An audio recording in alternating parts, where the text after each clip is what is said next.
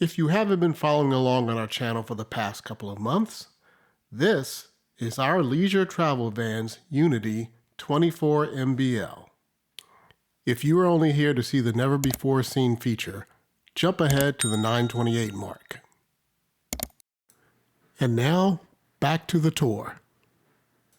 There are several different color schemes to choose from, and we chose the white suede. And as you can see from this overhead view, we ordered the optional 400 watts of rooftop solar installed at the factory. This tour is going to be conducted via voiceover because it's Florida and it's summer and we have the air conditioner running full blast inside the unit.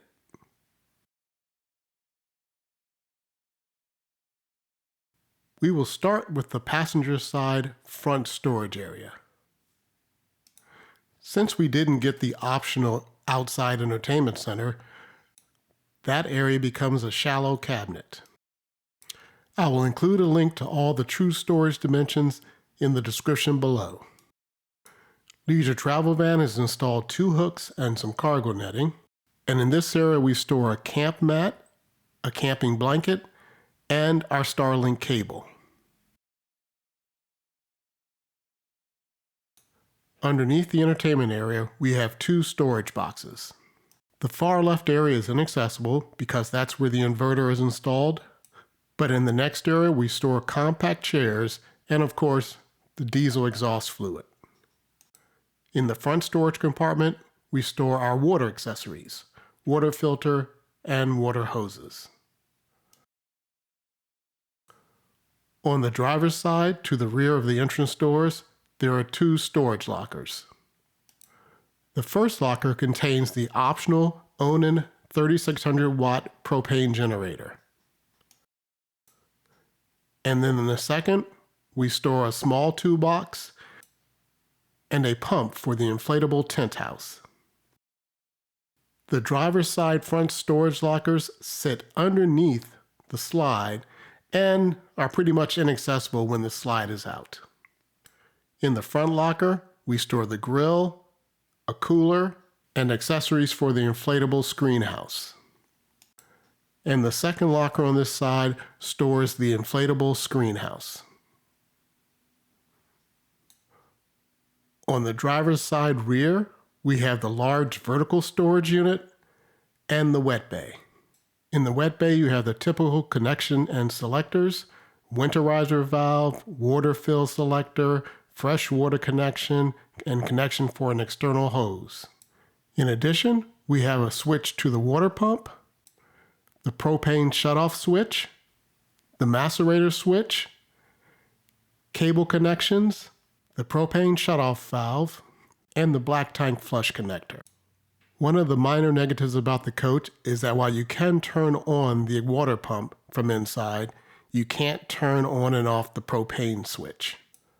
You have to do it from this wet bay, which is not a problem, except when it's raining. And at the very end of the wet bay, there's the macerator hose. We use the rear vertical storage area for our taller items, such as tables, solar panels, ladders, our Starlink dish, and while we were on our trip to the Upper Peninsula, we stored 2 sets of golf clubs in there also.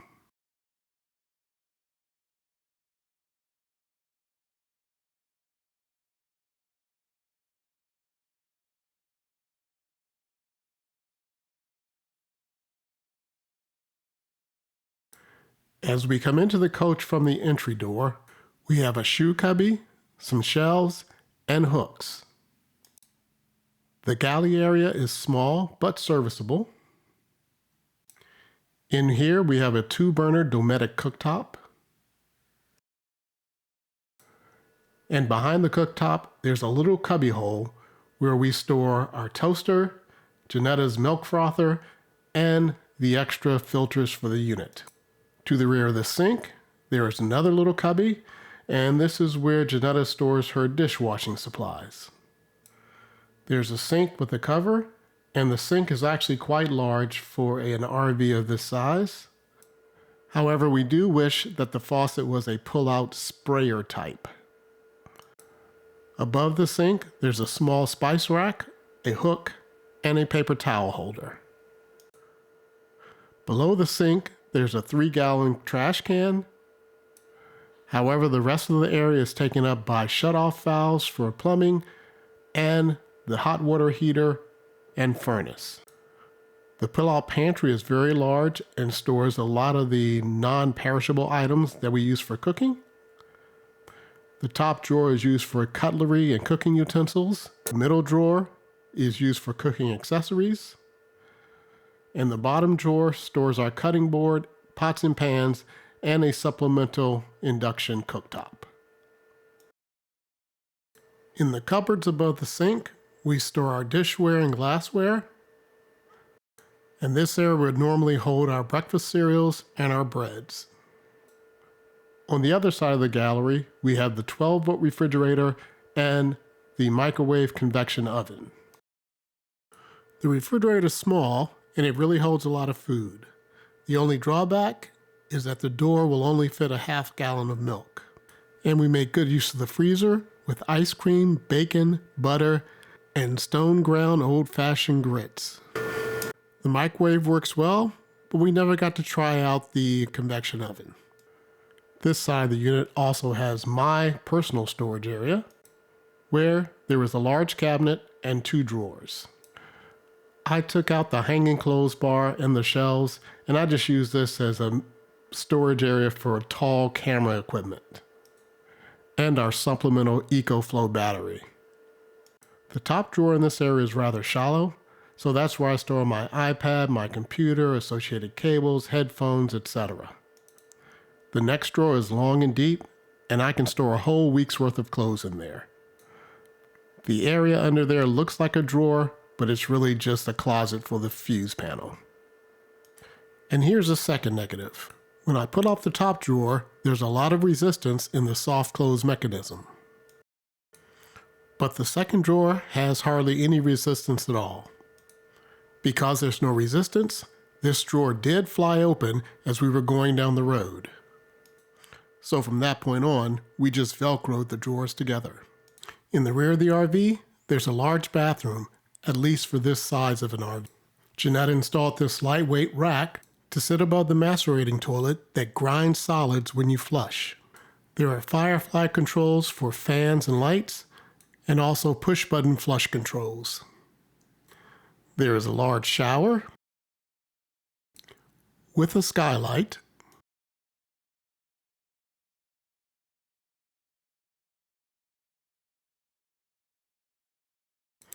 his and her cubby areas behind the sink, a soap rack, a small sink with a decent amount of counter space, and a mirror.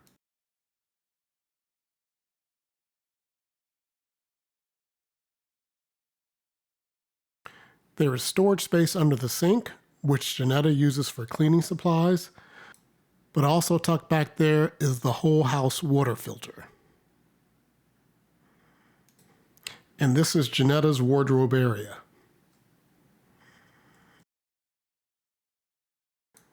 She uses the top pull-out drawer as sort of a pantry and laundry room area. And the large cabinet has storage area for her clothes and our espresso machine. She uses the top drawer for more clothes, the second drawer for a myriad of items, and the third drawer is our dirty clothes hamper. The bathroom door has a snap to secure it while we're driving, and it does close.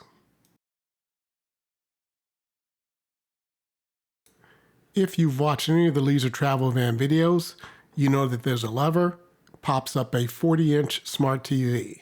But one thing you've probably never seen, that you can pull down this panel and access the area underneath the TV that backs to the external entertainment center. Since we don't have an external TV, we routed our Starlink cable through an access hole and into the cabinet. We then route the Starlink cable through to the adjacent cabinet where we store all the Starlink hardware. And it's just a firm push in the middle of the console to restow the TV.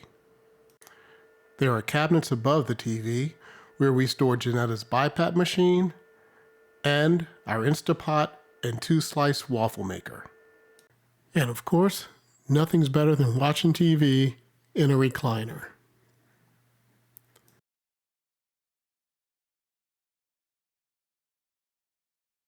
There are USB ports on the sides of both recliners.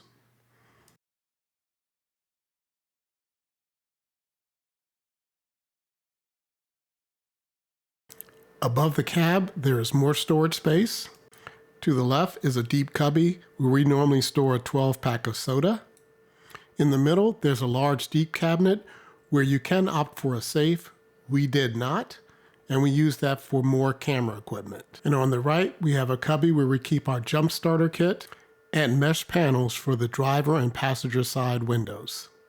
Beneath that cubby is the control for the Firefly system.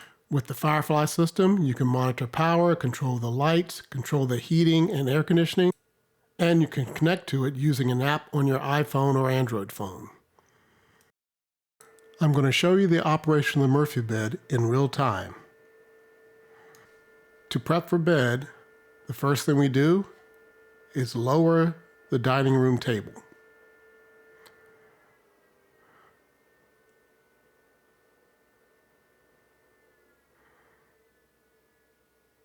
We remove the backrest of the recliners and fold those down.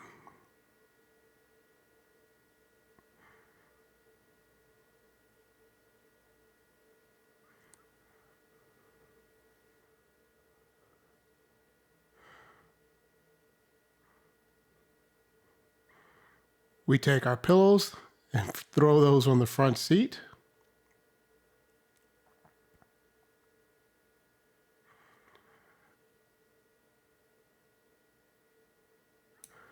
And put the center cushion on the table. We then raise the support structure, lock it into place,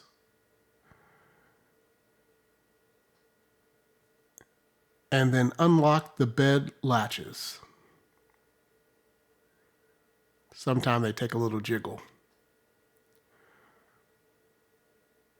We lower the bed, fold down the end portion, and then fold down the mattress. In normal usage, our fitted sheet and comforter would still be in place. That process took a little under 2 minutes.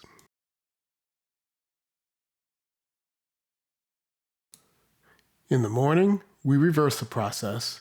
Again, our fitted sheet and comforter would still be in place. We'd fold up the end of the mattress and strap that down.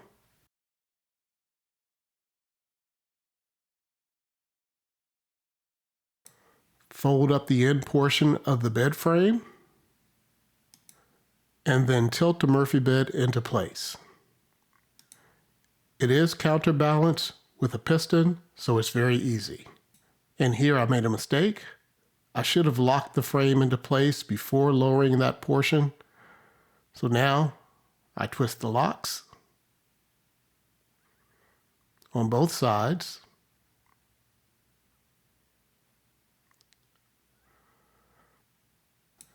And now I can lower that bed frame support panel. Then it's just a matter of raising the recliner backs,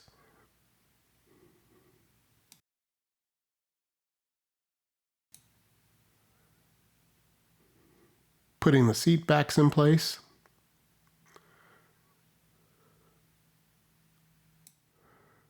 removing the middle cushion,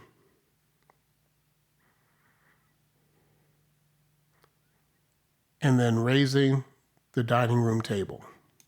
When we're moving, we put our pillows on top of the Murphy bed. While you're supposed to be able to fold those up into the Murphy bed, we found that either our pillows were too fat or we had too many, and it just didn't work out for us. And voila, we're ready to go. And again, a little under 2 minutes. I don't want to spend any time on the Sprinter chassis, but my final 2 negatives are about the Mercedes chassis. While it's great to have this engine oil display right on the dash, When you go to fill the oil, there is no dipstick. So there's no way to tell in the engine bay how much you're putting in and whether you're reaching the maximum amount allowed. The second negative with the chassis is the sound system. There is this sound level control where at one stop it's a little bit too soft, you go one stop higher and it's too loud. This might not be noticeable to you, but Janetta and I both noticed it. So I want to touch upon a few last things before I leave this video. The first being Starlink. Starlink is really that good. I remember 5 years ago we were RVing. We would spend a lot of time trying to find decent internet. The RV parks were never any good, so we would end up trying to find a Starbucks, a Walmart, or any other place, a library, that had internet. But it would be a constant search. But with Starlink, we don't have to do any of that. The only thing we have to watch out for is obstructed campsites. So if there are a lot of trees in the way, you're going to get a degraded signal or no signal at all. What I found at our last campsite is that having an extra long cord to access the dish really makes a difference. So I did go out and purchase an additional 150 feet of cord. Other than that, it pretty much works flawlessly. We were able to get internet speeds of 100 to 250 download and 10 to 50 upload. So all in all, that worked well. And the last thing is the overall impressions of the leisure travel vans. In a nutshell, it was solid. Other than the few negatives that I pointed out in the video, everything else worked flawlessly. The van is the right size to take into many different areas. We had no problem going into state parks. We had no problem riding around the cities. We had no problem parking even a fast food joint. So all in all, we're very pleased with the leisure travel van. Our last RV 7-8 years ago, first day out, things fell off. Doors fell off. Cabinets fell out. This one, no problem. So we are very pleased with that shakedown. And if we have any other problems, we'll continue to let you know. Also, there were a few people who were concerned about the future of the channel, thinking that we're going to become just an RV channel. Well, if you'll notice from our logo, we have an RV, we have a cruise ship, we have a plane.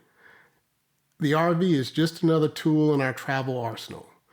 So we're going to continue to do different modes of travel. Next week, we'll be starting off our video from the Miami International Airport. We'll be boarding Emirates First Class from Miami all the way to Cape Town to start our African continent adventure. We hope you'll join us.